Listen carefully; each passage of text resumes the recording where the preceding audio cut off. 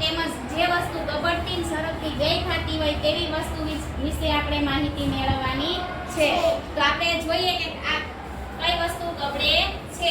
જુઓ આ મંકો છે તે ગબડે છે કે સરકે છે તે તમે મને કહેજો. ગબડે છે. એવી જ રીતે આ લખોટી, તો લખોટી પણ ગબડીને નીચે જાય છે. જુઓ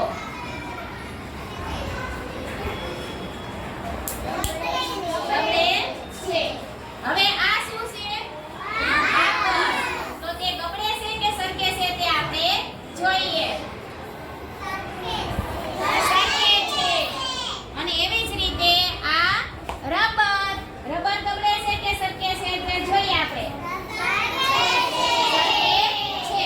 હવે કેટલીક વસ્તુ એવી પણ હોય છે જે ગબડતી પણ હોય અને સરકતી પણ હોય છે. જેવી રીતે કે આ ઢાંકણ. ઢાંકણને જો આપણે આવી રીતે મૂકશું તો તે સરકીને જશે, પણ આવી રીતે મૂકશું તો તે ગબડીને જશે. જોઈએ આપણે. જો ઢાંકણું આવી રીતે મૂકું તો એ કેવી રીતે જાય છે? સરકીને જાય છે. પરંતુ એ જ ઢાંકણાને જો આપણે આવી રીતે મૂકીએ તો તે ગબડીને જાય છે. બરાબર?